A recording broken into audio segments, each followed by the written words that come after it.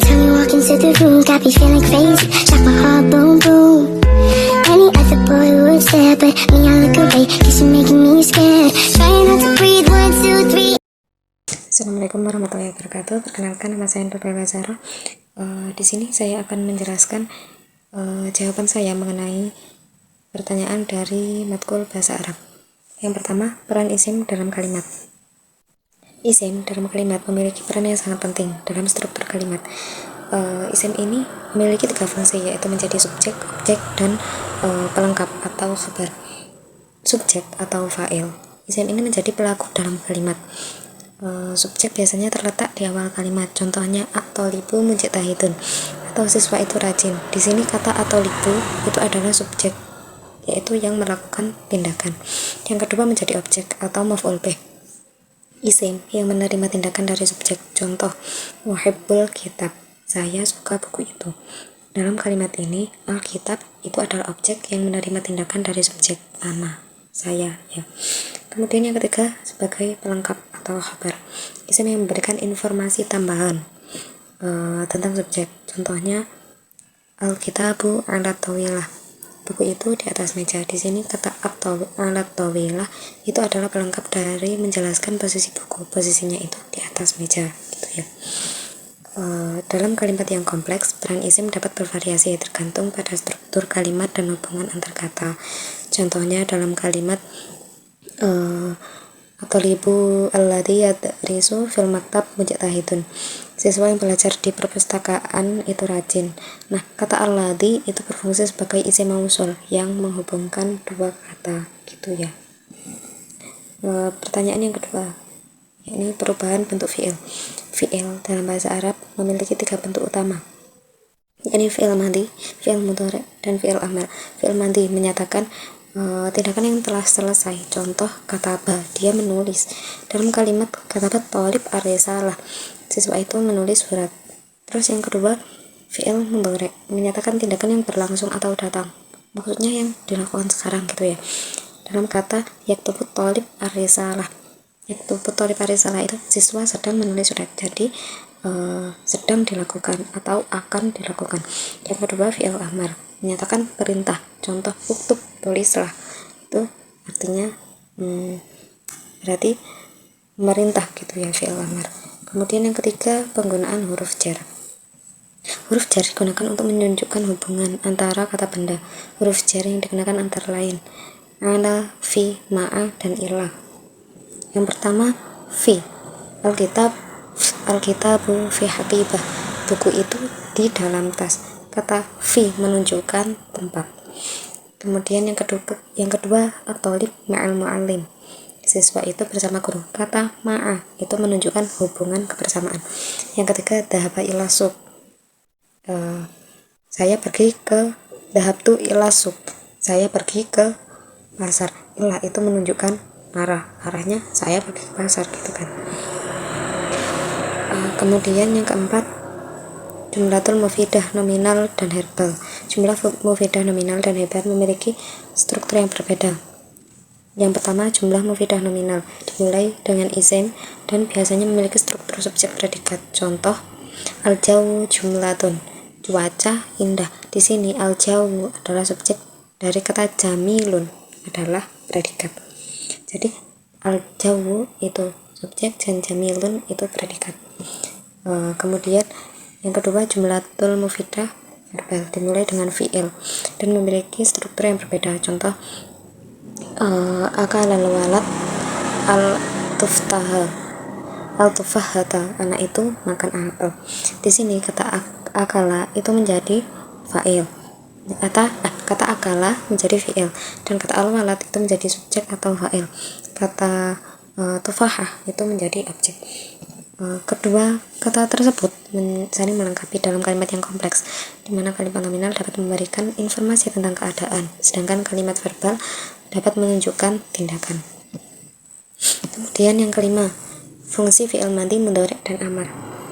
Fi'il madhi, mudhari', dan amar memiliki fungsi yang berbeda dalam menyampaikan waktu dan perintah. Yang pertama, fi'il madhi menyatakan tindakan yang selesai. Contoh, dhahaba, dia pergi, berarti kan sudah dilakukan, dia sudah pergi, gitu kan. Yang kedua, fi'il mudhari menyatakan tindakan yang berlangsung atau akan datang. Contohnya yadhabu, itu yadhabu dia pergi, itu berarti dia sedang pergi maksudnya sedang dilakukan atau nanti dia akan pergi gitu kan. Kemudian yang fi'il amar menyatakan perintah, yadhab, pergilah gitu ya. Perbedaan ini mempengaruhi struktur kalimat, di mana fi'il madhi sering digunakan dalam narasi, fi'il mudhari dalam deskripsi, dan fi'il amar dalam instruksi.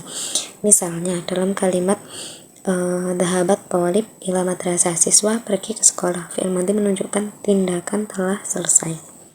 Yang keenam, kalimat pasif atau fi'il majhul. Dalam kalimat pasif, subjek dan objek mengalami perubahan. Satu, kalimat aktif. Contohnya, katabat thalib ar-risalah. Siswa itu menulis surat. Di sini kata at-thalib itu adalah subjek yang melakukan tindakan. Yang kedua, kalimat pasif.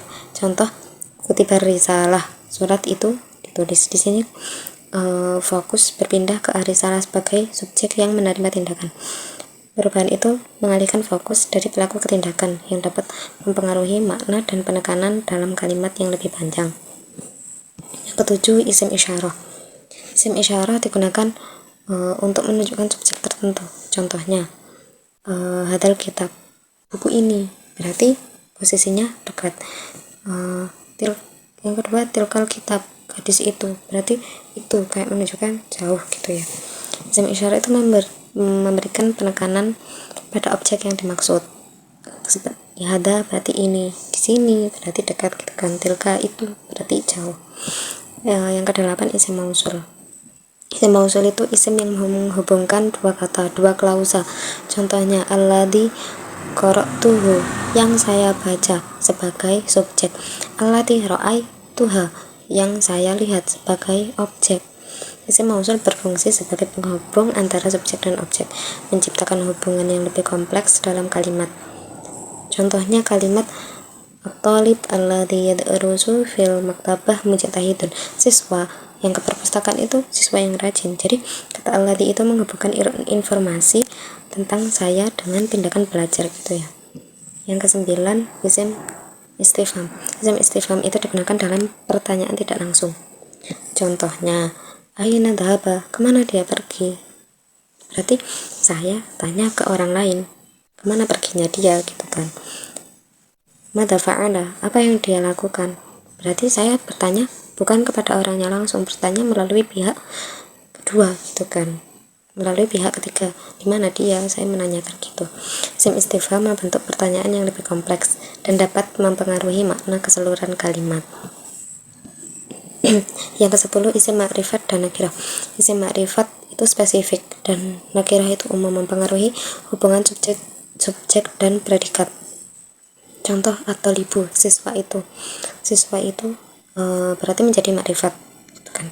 Terus thalibun, seorang siswa, nakirah, seorang siswa, satu orang, berarti khusus kan, itu nakirah. Perbedaan itu mempengaruhi konteks kalimat, di mana isim ma'rifat memberikan informasi yang lebih spesifik. Nah, sedangkan isim nakirah dalam kalimat at-thalibu mujtahidun itu siswa itu rajin kan gitu. Itu at-thalib adalah ma'rifat yang menunjukkan siswa tertentu. Sedangkan thalibun dalam kalimat thalibun mujtahidun, seorang siswa rajin menunjukkan siswa secara umum gitu kan. Yang ke-11, proses derivasi kata. Derivasi kata dalam bahasa Arab mempengaruhi makna dan fungsi. Contohnya, fi'il, kataba, menulis. Masdarnya, kitabah, tulisan. Isim yang terbentuk dari fi'il dan masdar memiliki peran yang berbeda dalam kalimat. Misalnya, kitabah dapat berfungsi sebagai objek dalam kalimat. Muhibbul kitabah, saya suka menulis. Sedangkan kataba berfungsi sebagai tindakan dalam kalimat. Katabat thalib, siswa itu menulis. Yang ke-12, penggunaan dhamir. Perubahan dhamir mempengaruhi pengertian subjek dan objek. Ana aktub, saya menulis. Subjeknya ana, saya. Kemudian anta taktubu, kamu menulis. Subjeknya kamu gitu kan. Ana, anta, anti, antuma, antum, anti, antuma, antuna, ana, nahnu, itu sebagai dhamir gitu ya. Perubahan dapat mengubah makna kalimat, terutama dalam kalimat yang melibatkan lebih dari satu dhamir. Misal kalimat nahnu naktub, kami menulis. Penggunaan nahnu menunjukkan bahwa lebih dari satu orang yang terlibat. Nahnu, kita, berarti lebih dari satu orang yang terlibat gitu ya. Yang ke-13, adat dan ma'dud. Adat digunakan untuk menunjukkan kuantitas. Contoh, asyaratul lab, 10 siswa, khamsah kutubin, 5 buku. Aturan yang digunakan adat dan ma'dud mempengaruhi struktur kalimat, di mana adat harus sesuai dengan jenis dan jumlah al-ma'dud. Misalnya, kalimat asyaratul lab mujtahidun. Misalnya asyaratul lab mujtahidun, 10 siswa yang rajin. Adat asyara harus diikuti oleh ma'dud tulab dalam bentuk yang tepat. Yang ke-14, fi'il maklum dan fi'il majhul. Penggunaan fi'il maklum dan fi'il majhul mempengaruhi pemahaman sosial. Contohnya, katabat thalib ar-risalah. Ini contoh fi'il maklum ya, katabat thalib ar-risalah. Itu menekankan pelaku gitu ya. Terus berarti siapa yang menulis surat itu, atau lib itu seorang murid gitu kan. Jika menjadi fi'il majhul, kutibar risalah, surat itu ditulis, siapa yang menulis gitu kan. Itu berarti menekankan tindakan. Kemudian yang terakhir, yang nomor 15, isim dan fi'il dalam kalimat kompleks. Isim dan fi'il bekerja sama untuk membentuk makna. Contoh, at-thalibu alladzi yadrisu fil maktabah, siswa yang belajar di perpustakaan itu rajin. Dalam kalimat alladzi berfungsi sebagai isim mausul yang menghubungkan informasi seorang siswa dengan tindakan belajar. Hubungan antara isim dan fi'il membentuk struktur kalimat yang efektif, di mana isim memberikan informasi tentang subjek dan fi'il menunjukkan tindakan yang dilakukan. Dalam kalimat kompleks, penggunaan isim mausul dan fi'il dapat menciptakan kalimat yang lebih informatif dan terperinci. Segitu saja penjelasan dari saya. Terima kasih. Mohon maaf apabila ada kurang lebihnya. Assalamualaikum warahmatullahi wabarakatuh.